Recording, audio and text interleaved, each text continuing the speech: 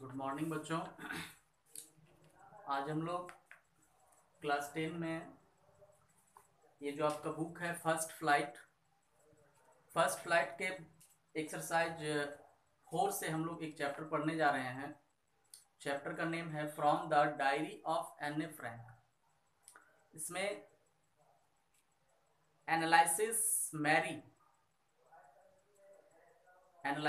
Mary ये नाम है एक बच्ची का, जिसको आप शॉर्ट में एने फ्रैंक भी कह सकते हैं और उसे कहा भी जाता है।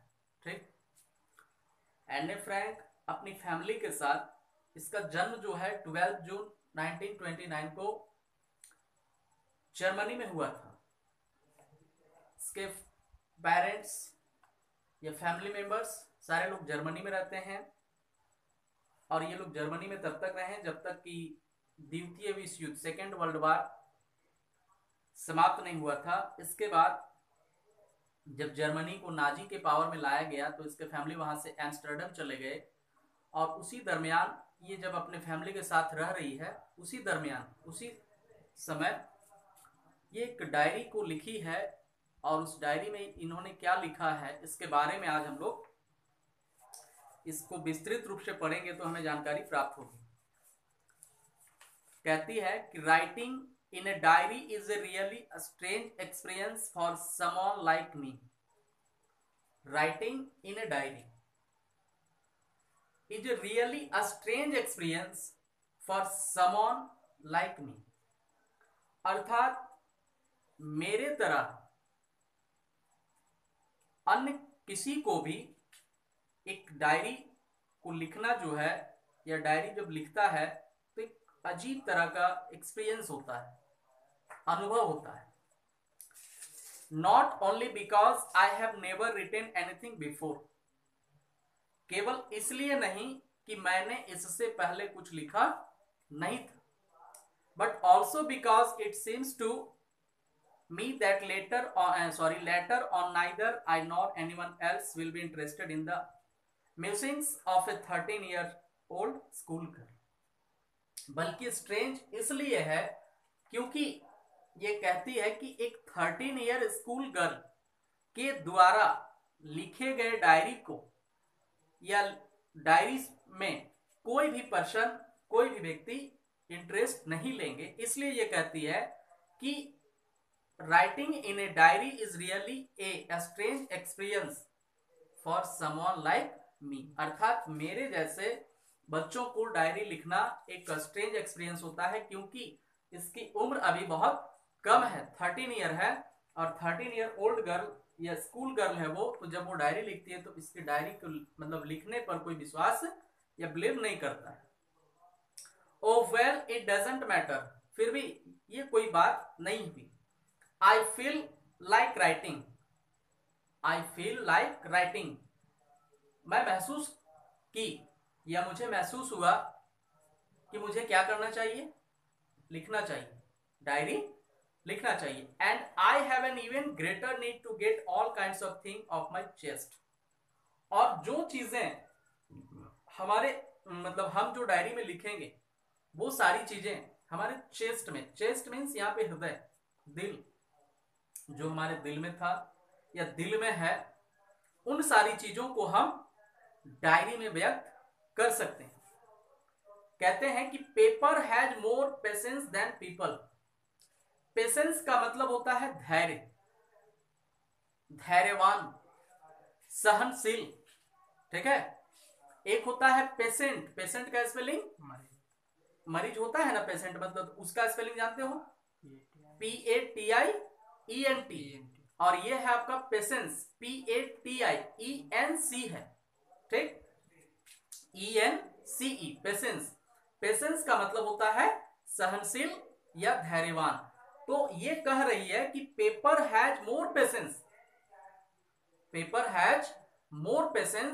Then people.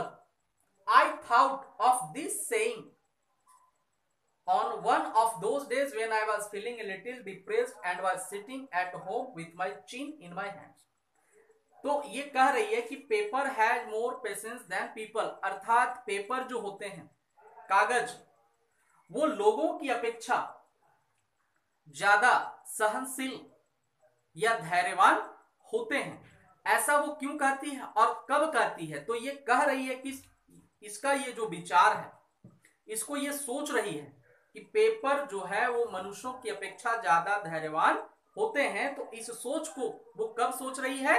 इस बात को वो सोच रही है जब वो कैसा फील कर रही थी? डिप्रेस फील कर रही थी। डिप्रेस का मतलब तनाव। मनुष्य जब अकेला होता है, उसे कोई काम नहीं मिलता और किसी बात से जब वो परेशान हो जाता है तो वो तनाव में रहता है। अर्थात ये बच्ची जब अपने घर में अकेले थी, ये कह रही कि आई थॉट ऑफ दिस सेइंग, मैं इस कहावत को, कौन सी कहावत? कि पेपर मनुष्यों से ज्यादा धैर्यवान होते हैं, ये कहावत। तो इस कहावत को वो कब सोच रही थी?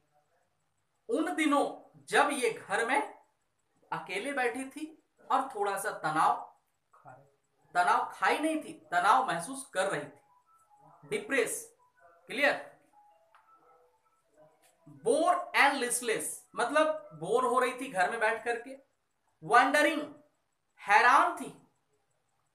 लिस्टलेस का मतलब होता है कि उसे किसी भी कार्य में एनर्जी, दैट मीन्स ऊर्जा, मन एक तरह से कहिए नहीं लग रहा था, इंटरेस्ट जिसको आप कह सकते। Wondering whether to stay in और गो आउट। वंडरिंग, वो इस बात को सोच करके हैरान है, हतप्रभ है, अवाक है कि वेदर टू स्टे इन और गो आउट, अर्थात क्या हमें घर में रहना चाहिए या बाहर जाना चाहिए। ठीक? वो तनाव मुक्त है, सॉरी तनावग्रस्त है, तो तनावग्रस्त में वो सोच रही है कि क्या हमें घर के अंदर रहना चाहिए या घर के बाहर कहीं जाना चाहिए। I finally stayed where I was brooding, और अंत में मैंने उसी जगह पे रही जहां पे मैं पहले से। Yes, paper does have more patience, and since I'm not planning to let anyone else read this steep back notebook grandly referred to as a diary unless I should ever find a real friend. और उसी समय उसके मन में ये विचार आया कि मुझे एक डायरी लिखना चाहिए, मुझे कुछ लिखना चाहिए और डायरी में लिखना चाहिए, और उस डायरी में जो हम लिखेंगे, उस लिखा अर्थात अपनी डायरी में जो लिखी गई बातें हैं उसे हम तब तक किसी अन्य व्यक्ति को पढ़ने नहीं देंगे या किसी अन्य को तब तक देखने नहीं देंगे जब तक कि हमें कोई रियल फ्रेंड नहीं मिल जाता। अर्थात वो कह रही कि जब तक मुझे कोई सच्चा दोस्त ना मिल जाए तब तक मैं अपनी इस डायरी को किसी को देखने या पढ़ने नहीं दूंगी। It probably won't make a bit of difference, इससे मुझे कोई डिफरेंस अर्थात कोई फर्क नहीं पड़ता है, नहीं पड़ेगा। Now I am back to the point that prompted me to keep a diary in the first place. Now I am back to the point. तो अब मैं उस बिंदु पे आती हूं, उस पॉइंट पे आपको ले जाना चाहती हूं जहां से मुझे प्रॉम्प्टेड का मतलब होता है प्रोत्साहन, एक तरह से मतलब विचार आना, अर्थात मुझे डायरी लिखना चाहिए, यह विचार मेरे मन में आया। तो कब से आया, कैसे आया, क्यों आया? तो उस बिंदु पे मैं आपको ले जाना चाहता हूं। तो ये कहती है कि I don't have a friend, मेरे को पास कोई दोस्त नहीं थे। तो यहीं से मेरे मन में एक विचार आया कि मुझे क्या करना चाहिए, डायरी लिखना चाहिए। इससे क्या होगा कि आपका जो सूनापन है, एकांत में जो आप रह रहे हैं, वो आपका दूर हो जाएगा। आप घर में अकेले बैठे बैठे अगर बोर हो रहे हैं तो कुछ नहीं करना है, एक किताब उठाइए और उससे पढ़िए। आपका जो मन है वो किताबों में लग जाएगा, और किसी भी तरह की कोई अगर तनाव आपके दिमाग में उठ रही होती है, किसी भी तरह की बातें, अनर्गल बातें अगर उठ रही होती है, तो वो अपने आप खत्म हो जाती है, क्योंकि आपका जो ध्यान है वो सारा किताब पे चला जाएगा। तो इसलिए ये कह रहे हैं कि चूंकि मैं अकेली हूं और मुझे राइटिंग लिखने का जो विचार आया है मेरे दिमाग में, वो कहां से आया? क्योंकि मेरे पास कोई मित्र नहीं था। क्योंकि ये कैसा मित्र चाहती है? Real friend. अच्छे मित्र, सच्चे दोस्त, मित्र आपको बहुत मिल जाएंगे लेकिन सच्चे दोस्त बहुत कम मिलते हैं। तो ये आज हम इस वीडियो को यहीं समाप्त करते हैं और कल हम आपको बताएंगे। Thank you.